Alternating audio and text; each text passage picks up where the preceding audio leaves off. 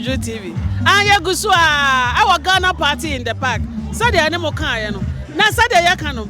Sabren ya wo ye nua ba ma fefefefe bi nchen. Ye community no. Ye mpese ye be wadededa dem awa jeje mu a ye nya emwa bi enfri ba bia. Eno ntina Julie Juu TV. Ya basa insurance company ho. Si e no mo ba ba twetwe nkomo. Saturday be ya obi a Ghana ni ba bia. Obeye sa insurance ni bi. I no aye to about ogun so nani na da achu bi wonsa beka yen sabre no me be koye nua be man ho ne onu ankasa kwa akotwetwe nkomo wo abonidin aboni company ni din na fei wo kyerɛkyerɛm ama wo a wo hwɛ me no wo hu dwumadi a wo mutimi die papa ye ma wakɔ baba Julie Juu TV mpacho mpacho me da se bebre me dia ye Augustine Yale me na me ye Diaspora Insurance Ghana Corridor Nina manager, business development manager. Na aya manager pa say maba Julie Juu TV so eba be cheche Diaspora Insurance. Diaspora Insurance ni aya ne say ye insurance company ye cover Ghana for more amanunum in the diaspora. In so America otie me or UK has otie me or Europe baby or Asia kan otie me na so ye Ghana ni nkwa. Sa insurance in patcho for some net me insurance cover we your friend Diaspora funeral cash plan. Na Diaspora funeral cash plan as a simple and say yes. No. But that's very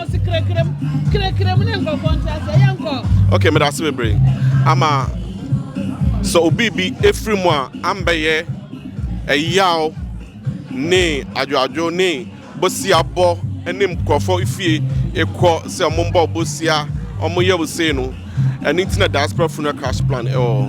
Diaspora funeral cash plan and say chrome has say insurance na okwa akaya ombebi sell for medicals ombebi sell say ofie den yade na wo ebusua no mu ansana omode insurance na ma yende ne yenje medicals yende ne yase so ya Ghana ni nko ade a you best sign it up and a worldwide cover without borders as a Chinese say baby bia owo you ase afanemu na no obetumi ayeden obetumi akava ho inti tse na meka no so wo krom ha owo Europe baby owo Asia obetumi akava ho and a Diaspora Insurance you say obetumi akava ho e wo abrochime mu na wo de obesuafo atoso on paper you say so person make it claim less than 24 hours by yamini enumkrani me ya Ghana ni metumi nton ade a eden enye no kren emma ho chrome has say financial conduct authority omona omohwe financial institutions bia into omosa share adwumedia yedi ase intimi enkamfo bibia enye genuine ma claim process is simple o fill them forms and one say wo de nipa kona wa cover na sabi o yame aton safre no ni din o de be shame o the bank account of say this sika no yeden a transfer to me no on the account less than 3 hours in 3 hours you best send this sika na to we me nua be ma me ba what chire mu pa mamanfo ahun de eko me be se me bisa obibi na afa wo san ato aso obi wo krom ha no be so ye bi ma ne busuani bi wo Ghana otumi ya nyesa mbache no anu no obetumi akava yenke bisa any document bi a nti se me wo krom ase mma me wo Ghana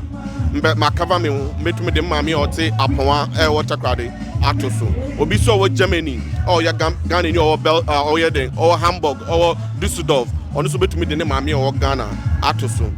yem bisa medicals say or diabetes or yem pese be hu the reason why yem pese hu say we obi anime eda ya me beton san from nti yem pese o be chiro and nti na ye kan for Diaspora funeral cash plan amount say a one stop shop oba yem product no wa be ba be din one dance here so within 3 hours after receiving all the claims papers documents say wa fail bibiano within 3 hours baby bia in the world or bank account no ya the second better mama okay more age limit na to say bia Me mami wa Ghana wadi 80 years. Me wa hampesa me be mano. E betima possible ana. A very good question. Diaspora funeral cash plan. Yen age gap from the age of 21 to 75. In this pakun wedi more than 75 unto main kavano. O akorabi wedi 20. O pesa o cover on corona. O betumi don corona atuso. O di 21 ono ankasa betumi aiden. Age na ne nan so agene policy to say bank I say so you're below 16 years I think. Unto me and have a wow bank account and to say why then with this 16 to sa beyond the diaspora insurance 80 inti Ghana for mutiemi so per se only diaspora insurance e di town de bia mpacho obetumi afren your number eh plus 1 plus 44 121 295 3116 mpacho me person mi susubium plus 44 121 295 3116 and also say obetumi akọ www.diasporainsurance.com okwa obi no betwetwe nkom obetumi agya o number ni bibia ho yanka say be frɛ ni anyway didi nkom less than 5 minutes application on be bibia ye online on be bibia on be cover sika so utua no e kuma bi your date of birth and a cover amount one obet you see cover ope obetumi aiden etua ho bosome premiums nti a very good thing ema wo en kasa wonni sika wonye adwuma onni nkrata mpacho yempese san yemi na mama ne stop from covering yourself and covering your family back home. Okay. Obi o ha wo wu a opese esie no okrom ha ompese obekọ back home ono so mo betumi aye bia manana policy ne betumi akọba nana ena obi so a oti krom ha nso epese obi owu a ye de ne call back home eno nso so mo kọba nana me da sebebre one of your benefits no yeah repatriation sikano betumi edo akọ Ghana so pese here reverse repatriation say sebo a bibia akọ si e wo Ghana no pese ye de ba UK ye de ko any European countries ni bia sike ya ombetumi aden edo aba ebo opese esie ewo amanonum ha se ya abrochire sikana beden betumi opese ye cremation sikana nso beden betumi aden betumi inti that is the more reason why you make cash no see ma o cash na sikana ni open no and obetumi dey aden e dey aye na so call for sa traditional way of funeral services dey na obaka so mama wa adaka na 5 years 10 years time ibo na etwam but some more sika within 5 years 10 years wa obetumi dey plan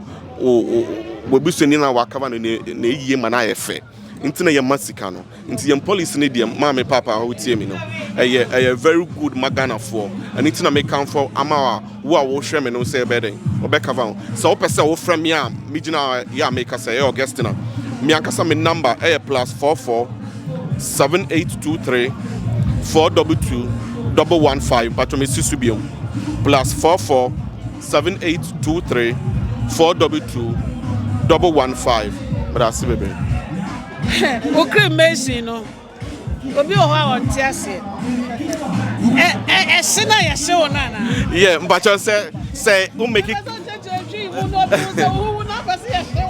yes sikana one o de beka va no so pe say ya she umu na mbacho o betumi de she umu no ama wo eno ni na ye one kasa wo choice o pe say ye den ye ma wo ntine say peace of mind guaranteed inti nia wanka so pese usika na eya mawo no ene na omudi sika na bedin ebe ya mawo medase ya dase e de oba Julie Juu TV so wa chire we de me sure say wa wo hwe me ne wa wotie me wate ase pa ena wa hu se wotua usika no nso a wontua ngu obese ye hyewa ye be hyew obese ye sie wo ha ye be sie obese ye do ko back home komo abusuafo nso a eno nso omo e de obeko me be se wo chia wadofo because what the kan account telephone number dada me boa enti chia wa customers ne wadofo here and back home na fe ye nto aso Auntie Julie Juu me da se bebre ni ampese me kan say so all sign up to Diaspora insurance usika na obetua no 100% protected by the Financial Services Conduct Scheme. Into usika na ode bamaye no. Ade so odi sika koto bank. enhye and to say Ghana for the ABA and the member be adding but answer ne be no mbesa me chia me busuafo mo Ghana ayam ma menem papa ene krom ha say so me ankasa me busuafo amene omo wo krom ase ena titiri diaspora insurance and customers yamun shira mo bebre yamun to mo kwan mu na mo so mo yeden mo fa sampa no enko mo communities say sadie we aba amagana for any young communities because so many communities na ye will be free mo a omunisika na ye wo dadwen ayam meso me dadwen it's free say as I say ye twa sika e mebusuafo no nti me canfo diaspora insurance am obi a me client am America me to me mbodin me see ya me nshiramo na mo so mo nkoso sa na mo yeden mo mbo diaspora insurance mudero ama amansa na amansa inante nti Julie Juu me da masse bebre sama mo ya kwanya diaspora insurance ye ncheche edwuma ye die ema Ghana for entiase ye reason why let us almost sign it up to Diaspora funeral cash plan. Interview with them, Messi Yamin Shram, that's Webre. Julie Juu TV na ohen. Ko swa na she. Messi ko YouTube, ko subscribe ye. Ko Facebook, ko follow ye. Na ko TikTok so. Ano so sa ni Instagram. Pomodi ya. Na show Julie Juu TV. Dia kanyina ya de bebremo. Ya Ghana party in the park. Any child of boy. Bye. Bye.